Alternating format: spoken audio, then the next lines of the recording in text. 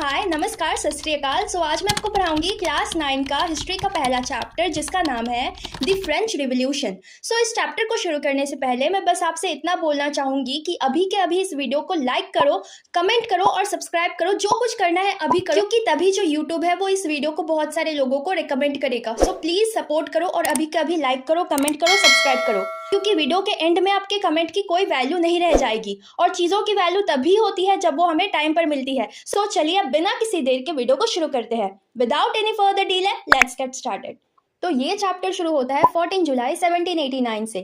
14 जुलाई 1789 की सुबह फ्रांस के एक शहर पेरिस में डर का माहौल था। अब बात ये थी कि किसी ने ये अफवाह फैला दिया था कि फ्रांस का राजा फ्रांस के लोगों पर गोलियां चलवाने का आदेश देने वाला है एंड वो अपने सैनिकों से जनता को मरवाना चाहता है। तो अब क्या ये खबर आग की तरह फैल गई। लोगों ने सोचा ऐसे मरने से तो अच्छा है कि कुछ करके मरा जाए। 7000 मेन और वुमेन टाउन हॉल के यहाँ पर जमा होते हैं एंड वो आपस में डिस्कस करने लगते हैं कि राजा के खिलाफ लड़ाई लड़ने के लिए उन्हें हथियार तो चाहिए ही होगा, तो क्यों ना जबरदस्ती गवर्नमेंट बिल्डिंग्स में घुसकर वहां पर रखे हथियारों को लूट लिया जाए। फाइनली कई लोगों के ग्रुप ने मिलकर बास्तिल किले के जेल को तोड़ दिया, जहां पर बहुत सारे हथियार मिलने की संभावना थी। अब इस हथियारों की लड़ाई में बास्तिल का जो कमांडर था वो मारा जाता है एंड लोगों ने वहां पर रखे सारे हथियारों को चुरा लिया और साथ ही साथ वहां के कैदियों को भी छुड़ा दिया। यानी वहां पर 7 कैदी थे जिनको उन्होंने रिलीज कर दिया। इन सब ने बास्तिल के किले को गिरा दिया एंड किले के कीमती कीमती सामानों को बाजार में ले जाकर बेच दिया एंड इन सामानों को उन लोगों ने खरीदा जो इस घटना को अपनी यादों के रूप में सजाना चाहते थे। अब इस घटना के बाद भी पेरिस के 2 कंट्री साइड में कई लड़ाइयां हुई, जिसका रिजल्ट ये निकला कि लोग रोटी कपड़े के बढ़ते प्राइस का विरोध करने लगे। बाद में फ्रांस के राजा को ग्लोटिन पर चढ़ाकर उसका सर काटकर उसकी हत्या कर दी गई। अब ऐसा क्यों हुआ और कैसे हुआ, चलिए देखते हैं। तो अब ये जानने के लिए हमें जाना होगा 18th सेंचुरी में। तो चलते हैं French society during the late 18th century. अब बात करते हैं 1774 की। तो बार्बन फैमिली का राजा लुई 16 राजगद्दी पर बैठा और तब उसकी उम्र थी 20 साल और उसकी शादी ऑस्ट्रिया की प्रिंसेस मैरी एंटोनेट से करवा दिया गया। जब वो राजा बना तब महल का खजाना खाली था। क्यों? लंबे समय के युद्ध के कारण। अब वर्सलिस के शान और शौकत को बनाए रखने के लिए, यानी वर्सलिस के मेंटेनेंस के लिए राजा को पैसों की जरूरत तो थी ही, और तो और लुई 16 के शासनकाल में ब्रिटेन से अमेरिका के 13 कॉलोनीज को छुड़ाने में मदद की गई, जिसके कारण फ्रांस के ऊपर 1 बिलियन लिवरेस का कर्ज हो गया और 2 बिलियन लिवरेस का कर्ज पहले से ही था।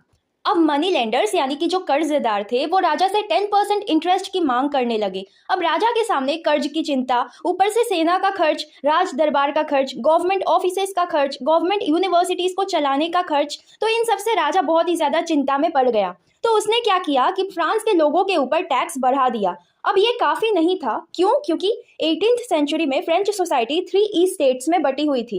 पहले ईस्ट स्टेट में क्लर्जी लोग आते थे, यानी वो लोग जो चर्च में काम किया करते थे। सेकंड ईस्ट स्टेट में नोबेलिटी यानी राजा और उसका परिवार आता था और थर्ड ईस्ट स्टेट में big businessman, merchants, court officials, lawyers, peasants, artisans, small peasants, landless labour, servants, ये सब आते थे। अब फ्रांस के टोटल पॉपुलेशन में से 90% फार्मर्स थे। अब सबसे ज्यादा पॉपुलेशन होने के बाद भी इनके पास जमीनें बहुत कम थी। 60% जमीन तो फर्स्ट और सेकंड ईस्ट स्टेट के लोगों के पास थी और थर्ड ईस्ट स्टेट में कुछ ही लोगों के पास जमीन थी, वो भी उनके पास जो काफी ही ज्यादा अमीर थे। अब फर्स्ट और सेकंड ईस्ट स्टेट के लोगों को जन्म से ही बहुत सारे प्रिविलेजेस यानी छूट मिला हुआ था और वो अपना जीवन बहुत ही अच्छे से जी रहे थे।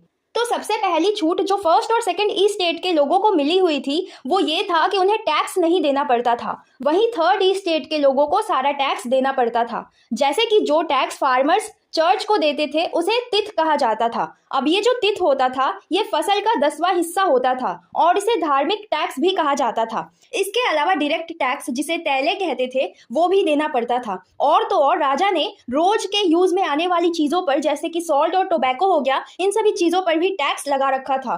तो इस तरह से राजा ने सारे टैक्स थर्ड ईस्ट स्टेट के लोगों पर डाल दिया था और उनसे जबरदस्ती टैक्स वसूला करता था। 1715 में फ्रांस की पॉपुलेशन 2.3 करोड़ थी, वहीं 1789 में वो इंक्रीज होकर 2.8 करोड़ हो गई थी।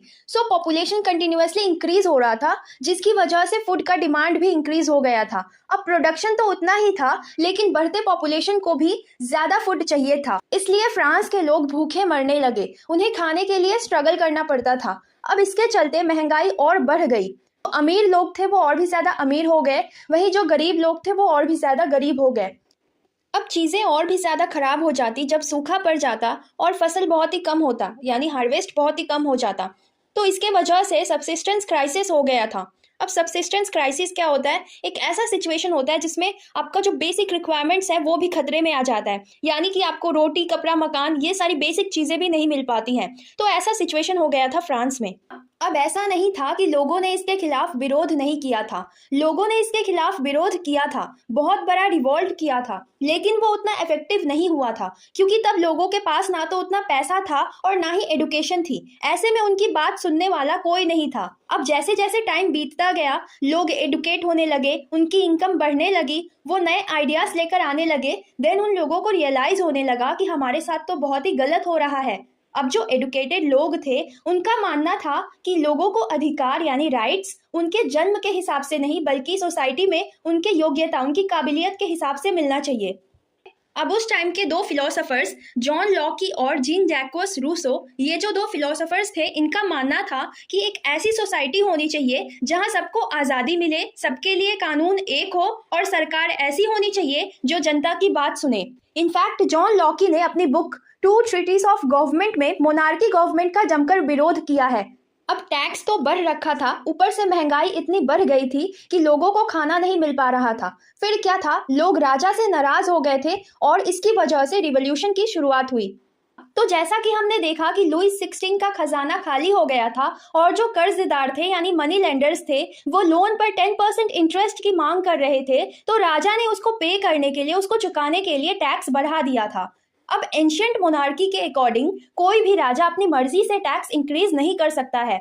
इसके लिए उसको ई स्टेट जनरल की मीटिंग बुलाकर न्यू टैक्स प्रपोजल के लिए मंजूरी लेनी पड़ती थी। अब आप लोग सोच रहे होंगे कि ई स्टेट जनरल होता क्या है। ई स्टेट जनरल एक पॉलिटिकल बॉडी थी जिसमें तीनों ई स्टेट्स अपने अपने रिप्रेजेंटेटिव को भेजते थे, लेकिन जो किंग था वो ही डिसाइड करता था कि ये मीटिंग कब बुलानी चाहिए। अब जो लास्ट मीटिंग हुई थी वो 1614 में हुई थी एंड उसके बाद लुईस 16 ने 5 मई 1789 को नए टैक्स बढ़ाने के लिए मीटिंग बुलाई, जिसमें first and second E state के 300 रिप्रेजेंटेटिव्स थे एंड जो थर्ड ई स्टेट था उसमें 600 रिप्रेजेंटेटिव्स थे। एंड इस मीटिंग में फार्मर्स, आर्टिसंस और वुमेन को अंदर जाने की परमिशन नहीं थी। तो इन्होंने क्या किया कि 40,000 लेटर्स में अपनी अपनी डिमांड्स और शिकायत लिखकर असेंबली में भेज दिया। अब असेंबली के अकॉर्डिंग हर एक ई स्टेट को एक एक वोट डालने का अधिकार था, बट इस टाइम जो थर्ड ई स्टेट के लोग थे उनको ये मंजूर नहीं हुआ, क्योंकि वो चाहते थे कि पूरी की पूरी असेंबली वोटिंग करे, केवल 3 वोट्स पर फैसला नहीं होना चाहिए। लेकिन लुईस 16 को ये प्रपोजल, ये प्रस्ताव मंजूर नहीं था। राजा ने थर्ड ई स्टेट के लोगों का प्रपोजल एक्सेप्ट नहीं किया, नहीं माना, जिसकी वजह से थर्ड ई स्टेट के लोग निराश होकर असेंबली से बाहर चले गए। और ये लोग 20 जून को वर्सेलेस के इंडोर टेनिस कोर्ट में जमा होते हैं एंड वो डिसाइड करते हैं कि जब तक हम लोग एक ऐसा कॉन्स्टिट्यूशन नहीं बना लेते जिसमें राजा के पास कम पावर हो, तब तक वो राजा के अगेंस्ट फाइट करते रहेंगे। एंड उन्होंने खुद को नेशनल असेंबली घोषित कर लिया एंड उस असेंबली के 2 लीडर्स बनाए गए, मिराबियो और अबे सियास। इन दोनों ने असेंबली को लीड किया। वहीं दूसरी तरफ फ्रांस में बहुत ही ज्यादा ठंड पड़ रही थी, जिसकी वजह से बहुत सारी फसल खराब हो गई थी। लोगों में भुखमरी इतनी ज्यादा बढ़ गई थी कि औरतों ने खाने पीने की चीजों को जबरदस्ती दुकानों से छीन लिया। तो ये देखकर राजा ने सेना को शहर में प्रवेश करने को कहा। अब जैसे ही सेना शहर में प्रवेश करती है, लोग घबरा जाते हैं एंड 14 जुलाई को उस लोगों की भीड़ ने बास्तील के किले पर हमला कर दिया, क्योंकि गाँव-गाँव में ये अफवाह फैल रही थी कि राजा ने लोगों के फसलों को बर्बाद करने के लिए बाहर से लोगों को हायर किया है। टैक्स की वजह से लोग राजा से पहले से नाराज तो थे ही, अब इस अफवाह की वजह से लोगों में गुस्सा और भी ज्यादा बढ़ जाता है। अब जो फार्मर्स थे वो सरकारी अन्न भंडार को लूट लेते हैं और तो और टैक्स रिलेटेड वहां पर उनको जो भी डॉक्यूमेंट्स मिलते हैं वो उनको भी जला देते हैं। तो अब क्या था, इस घटना के बाद राजा को उनकी पावर का एहसास हो गया और उसने नेशनल असेंबली को मान्यता दे दी। अब नेशनल असेंबली चाहती थी कि राजा की पावर कम हो जाए। 4 अगस्त 1789 की रात को नेशनल असेंबली एक ऑर्डर पास करती है एंड फर्स्ट ई स्टेट के लोगों को ऑर्डर करती है कि उन्होंने जो चर्च के नाम पर जमीनें ली हैं उनको वो वापस कर दें एंड चर्च में जो फसल का 10वां हिस्सा एज अ टैक्स दिया जाता था, यानी तिथ जिसे कहते थे, उसे बंद कर दिया जाए। तो इसकी वजह से गवर्नमेंट को 2 बिलियन लिवरे का फायदा हुआ। अब धीरे धीरे नेशनल असेंबली ने 1791 में एक नया कॉन्स्टिट्यूशन बनाया जिसमें राजा के पावर को लिमिटेड कर दिया गया था एंड साथ में गवर्नमेंट को 3 पार्ट्स में डिवाइड कर दिया गया था, लेजिस्लेटिव, एग्जीक्यूटिव और जुडिशियरी। अब लेजिस्लेटिव यानी वो जो लॉज को बनाते हैं, यानी जो रूल्स को बनाते हैं। एग्जीक्यूटिव यानी वो जो ये देखते हैं कि जो लॉज है, जो रूल्स है वो फॉलो हो रहे हैं या नहीं। और जो जुडिशरी होता है वो इस चीज पे काम करता है कि अगर कोई रूल्स को फॉलो नहीं करता तो उसको पनिश करने का काम जुडिशरी का होता है। अब जो नया कॉन्स्टिट्यूशन था 1791 का, चलिए उसे देखते हैं। तो अब जो फ्रांस की टोटल पॉपुलेशन थी वो थी 28 मिलियन, जिसमें से 4 मिलियन वो लोग थे जो वोट कर सकते थे, जिन्हें एक्टिव सिटीजन्स कहा जाता था, जो मेल होते थे, जिनकी एज 25 ईयर्स से ज्यादा होती थी और जो गवर्नमेंट को टैक्स देते थे। वहीं 3 मिलियन पैसिव सिटीजन्स होते थे जो वोट नहीं कर सकते थे, जिसमें चिल्ड्रेन, वुमेन और 25 ईयर्स के कम वाले आदमी आते थे और ये गवर्नमेंट को टैक्स नहीं देते थे। तो अब ये जो एक्टिव सिटीजन्स होते थे वो वोट देकर जज चुनते थे और साथ में वो वोट देकर 50,000 आदमियों का इलेक्टर्स चुनते थे। अब इन 50,000 इलेक्टर्स में से 745 लोग नेशनल असेंबली के मेंबर बनते थे। अब ये जो 745 मेंबर्स थे नेशनल असेंबली के, वो राजा को कंट्रोल करते थे और साथ ही साथ वो मिनिस्टर्स को कंट्रोल करते थे। अब राजा के पास केवल एक ही पावर था एंड वो था वीटो पावर, जिसका मतलब होता है कि राजा के मर्जी के बगैर कुछ नहीं होगा। तो इस कॉन्स्टिट्यूशन की वजह से लोगों को कई अधिकार मिले, जैसे कि right to life, freedom of speech, freedom of opinion, equality before law. अब जो राजा था उसने हाँ तो कर दिया था कि वो कॉन्स्टिट्यूशन को मान रहा है, लेकिन असल में वो नहीं चाहता था कि उसकी पावर कम हो। उसने अपने आसपास के देशों के साथ मिलकर सीक्रेट प्लान्स बनाए, लेकिन राजा और आसपास के देश कुछ कर पाते उससे पहले ही नेशनल असेंबली ने प्रूशिया और ऑस्ट्रिया के अगेंस्ट 1792 वॉर डिक्लेयर कर दिया, जिससे फ्रांस के यंग मेन आर्मी के अंदर भर्ती होने लगे, सभी देशभक्ति के गीत गाने लगे। इस वॉर में काफी ज्यादा लोग मारे गए थे और काफी ज्यादा मनी का भी लॉस हुआ था। तो 1791 में जो कॉन्स्टिट्यूशन बनाया गया था उसमें वेल्दी यानी रिचर सेक्शंस को ज्यादा इम्पोर्टेंट माना गया था एंड जो गरीब थे, किसान थे, उनको कम इम्पोर्टेंस दिया गया था। तो अब लोगों ने अपनी आवाज सुनाने के लिए पॉलिटिकल क्लब्स बनाए, जहां अलग अलग विचारों के लोग अपने अपने विचार बताते हैं ताकि गवर्नमेंट उनकी बातों पर ध्यान दे और उनकी बातें सुनी जाए। अब ऐसा ही एक क्लब था जिसका नाम था जैकोबिन क्लब, जिसका लीडर था मैक्सिमिलियन रॉबिस्फेयर। अब इस क्लब के जो लोग थे वो दूसरों से खुद को अलग दिखाने के लिए नी ब्रीचेस नहीं पहनते थे, जिसकी वजह से उन्हें सैंड क्लोथ्स भी कहा जाता था। अब इस क्लब के जो लोग थे उनकी अलग ही तरह की ड्रेस होती थी। तो जैकोबिन क्लब की पॉपुलैरिटी दिन पर दिन बढ़ती जा रही थी। वहीं दूसरी तरफ फ्रांस में सिचुएशन बिगड़ती जा रही थी। जब ब्रेड का प्राइस बढ़ने लगा तो महंगाई को देखकर जैकोबिन क्लब के लोगों ने प्लान बनाया और एक ऐसी योजना बनाई कि राजा के महल में घुसकर राजा को बंदी बना लिया जाए। अब 10 अगस्त को क्लब वालों ने टुलेरिस के महल पे धावा बोल दिया, जिसमें राजा के कई सैनिक मारे जाते हैं और राजा और उसके परिवार वालों को बंदी बना लिया जाता है, यानी उनको जेल में डाल दिया जाता है। अब राजा के ऊपर देशद्रोह का मुकदमा चल रहा था। उसके बाद ये डिक्लेयर किया जाता है कि आज से हर आदमी जिसकी उम्र 21 साल से ज्यादा होगी, यानी 21 ईयर्स से ज्यादा होगी, वो वोट कर सकता है, चाहे वो वेल्दी हो या ना हो, यानी चाहे वो अमीर हो या गरीब हो। और जो नई सरकार बनी थी वो नेशनल असेंबली को हटाकर कन्वेंशन कहलाने लगी।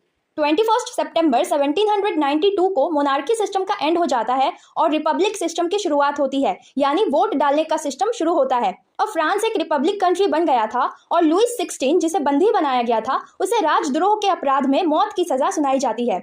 21 जनवरी 1793 प्लेस डी ला कॉन्कोर्ड में राजा को ग्लोटिन से सर काटकर उसको मार दिया जाता है। अब पावर में आ गया था मैक्सिमिलियन रॉबिस्फेयर। तो जब वो रूल करता है, यानी 1793 से 94 तक, उस पीरियड को रेन ऑफ टेरर कहा गया है। इस पूरे पीरियड में मैक्सिमिलियन रॉबिस्फेयर स्ट्रिक्ट कंट्रोल और सीवियर पनिशमेंट की पॉलिसी अडॉप्ट करता है। अब जो जैकोबिन की सरकार थी, यानी रॉबिस्फेयर की सरकार थी, वो क्या करने लगी कि फ्रांस में जो भी रिपब्लिक के खिलाफ होता, चाहे वो उसकी ही पार्टी का क्यों ना हो, उसे जेल में डालकर उसके ऊपर मुकदमा चलाया जाता और दोषी पाए जाने पर उसे ग्लोटिन पर चढ़ाकर उसका सर काटकर उसको मार दिया जाता था। अब कोई भी उसके खिलाफ बोल नहीं सकता था। उसने सारी चीजों में बदलाव ला दिया था। उसने वेजेस पे, प्राइजेस पे मैक्सिमम सीलिंग लगा दी थी। मैक्सिमम सीलिंग का मतलब होता है किसी भी चीज की अधिकतम सीमा, यानी एक लिमिट। अब वो चीज उससे ज्यादा नहीं जा सकती। अब वेजेस पे, प्राइजेस पर उसने लिमिट लगा दिया था और कोई उस लिमिट को क्रॉस नहीं कर सकता, यानी आपको उतना ही वेजेस पे करना पड़ेगा और उतनी ही प्राइस में वो क्वांटिटी सेल करनी पड़ेगी। उसकी सरकार में सबको इक्वालिटी ब्रेड ही खाना पड़ेगा, यानी एक ऐसा लोफ जो होल व्हीट से बना होता है, और किसी को भी एक्सपेंसिव व्हाइट व्हीट नहीं मिलेगी। मॉन्शियर और मैडम जैसे वर्ड यूज नहीं होंगे, सब लोग सिटीजन्स कहलाएंगे। इसके साथ साथ उसने चर्च की बिल्डिंग्स को कन्वर्ट कर दिया था ऑफिसेस में या बैरक्स में। अब उसके जो सपोर्टर्स थे वो ही उससे खुश नहीं थे, तो फाइनली 1794 को उसे अरेस्ट किया जाता है और अगले दिन उसे ग्लोटिंग पर चढ़ाकर उसका सर काटकर उसको मार दिया जाता है। तो अब यहाँ से जैकोबिन गवर्नमेंट का एंड होता है। जो वेल्दियर मिडिल क्लास के लोग थे वो फिर से पावर में आते हैं। वो एक अलग ही तरह का सिस्टम लेकर आते हैं। वो कहते हैं कि एक लेजिस्लेटिव काउंसिल भी होगी और जो डिसीजन मेकिंग बॉडी होगी उसमें 5 मेंबर्स होंगे, ताकि फिर से कोई एक मैक्सिमिलियन रॉबेस्पियर ना आ जाए। लेकिन ज्यादातर टाइम लेजिस्लेटिव काउंसिल और डायरेक्टरी के बीच में ही लड़ाइयां हो जाती थी, और जो डायरेक्टरी वाली गवर्नमेंट थी वो भी एक तरह से फेल हो जाती है, और इसी का फायदा उठाता है नेपोलियन और वो पावर में आता है, और यहाँ से फिर नेपोलियन रूल करता है। और फिर 1815 में नेपोलियन हार जाता है बैटल ऑफ वाटरलू में, और फिर से कंजर्वेटिव्स पावर में आ जाते हैं। तो अब इस पूरी कहानी में अलग अलग सेक्शंस की बात करते हैं, उनका क्या हुआ। जैसे कि वोमेन ने एक्टिवली पार्टिसिपेट किया। जब मेल काम पे थे, वो लड़ाइयां लड़ रहे थे, कॉन्स्टिट्यूशन बना रहे थे, तब महिलाओं ने घर का मोर्चा संभाला। उनकी कंडीशन बुरी थी, वो चाहती थी कि जब हमारी सरकार बनेगी तो हमारी कंडीशन सुधर जाएगी। अब जो महिलाएं थी उन्होंने बहुत सारे पॉलिटिकल क्लब्स भी बनाए। फिर जब 1791 में कॉन्स्टिट्यूशन बनता है तो वहां पर rights of main and citizens की बात की जाती है, जिसकी वजह से जो वुमेन थी वो बहुत ही ज्यादा डिसअपॉइंट हो जाती है, क्योंकि वहां पर उनके राइट्स की बात कोई नहीं करता। उन्होंने अपनी स्ट्रगल को कंटिन्यू रखा। रिवोल्यूशनरी गवर्नमेंट के टाइम पर उनको थोड़ा रिलीफ मिला, क्योंकि उन्हें शिक्षा का अधिकार मिला, मैरिज अपनी मर्जी से कर सकती थी, डाइवोर्स भी दे सकती थी, और उन्हें ट्रेनिंग भी दी जा रही थी। लेकिन रेन ऑफ टेरर के टाइम पर, यानी जब मैक्सिमिलियन रॉबेस्पियर पावर में था, तो उसने कंट्रोल करने की कोशिश करी। उसने सारी पॉलिटिकल क्लब्स को बंद करवा दिया। फिर भी जो वुमेन थी वो अपनी लड़ाइयां लड़ती रही, एंड फाइनली 1946 में जाकर उनको वोट डालने का अधिकार मिला, यानी उनको वोटिंग राइट मिली। अब इस रिवॉल्यूशन में एक स्लेवरी का भी पोर्शन है, तो उसे भी देख लेते हैं। अब स्लेवरी होता क्या है, तो देखो, जो यूरोपियंस थे उनसे काम नहीं होता था। उन्होंने अपना प्लांटेशन फील्ड अमेरिका में डाल रखा था। अब वहां पर काम करने के लिए अफ्रीका से स्लेव्स लाए जाते थे, यानी अफ्रीका से लोगों को खरीद कर वहां पर लाए जाते थे काम करवाने के लिए। तो ये एक ट्रायंगल बन गया था यूरोप, अमेरिका और अफ्रीका के बीच। इसी को ट्रायंगुलर स्लेव ट्रेड कहते हैं। अब स्लेव्स होने चाहिए नहीं होने चाहिए, इस पर बहुत ज्यादा ही डिबेट चला। नेशनल असेंबली चाहती थी कि स्लेव्स हो। मैक्सिमिलियन रॉबेस्पियर ने स्लेवरी को एबॉलिश किया था, लेकिन जब नेपोलियन पावर में आता है तो वो फिर से स्लेवरी को रीइंट्रोड्यूस कर देता है। तो एक्चुअली में 1848 में जाके स्लेवरी को पूरी तरह से खत्म कर दिया जाता है। तो अब बात करते हैं कि इस पूरे रिवॉल्यूशन का लोगों के आम जीवन पर क्या प्रभाव पड़ा। तो देखा जाए तो 1789 का रिवॉल्यूशन और रिवॉल्यूशन के खत्म होने के बाद लोगों को अपने जीवन में ये महसूस हो रहा था कि अब वो खुलकर बोल पाते हैं। एक मेजर चेंज ये आया कि जो सेंसरशिप के लॉज थे वो हट गए। अब लोग अपने विचार को लिख सकते थे, डिस्कस कर सकते थे। लिबर्टी, इक्वालिटी, जस्टिस, ये सारे आइडियाज अब पब्लिक डोमेन में थे, और अब लोग जो है वो सही और गलत में फर्क कर सकते थे। अब इस चैप्टर के कंक्लूजन में नेपोलियन बोनापार्ट के बारे में बताया गया है। 1804 में नेपोलियन पूरी तरह से अपने आप को पावर में स्टैब्लिश करता है और फ्रांस का एम्परर बन जाता है। वो नेपोलियन कोड लाता है, जिसकी वजह से वो मॉडर्नाइजर ऑफ यूरोप की तरह देखा जाता है। वो uniform system of weight and measurement लेके आता है, डेसिमल सिस्टम लेके आता है। तो लोगों को लगता है कि नेपोलियन बदलाव लाएगा, लेकिन बाद में धीरे धीरे लोगों को ये समझ आने लगा कि नेपोलियन फोर्सेस जिस जिस देश में जाती हैं वो उस देश को जीत ले रही थी। तो बाद में नेपोलियन को लेकर लोगों का नजरिया बदला, और फाइनली 1815 के बैटल ऑफ वाटरलू में नेपोलियन हार जाता है। तो ये था फ्रेंच रिवॉल्यूशन। इसकी वजह से लिबर्टी और डेमोक्रेसी के जैसे आइडियाज पूरे देश में फैले। इंडिया में भी राजा राममोहन रॉय और टीपू सुल्तान वो लोग थे जिन्होंने इस आइडिया को बढ़ावा दिया।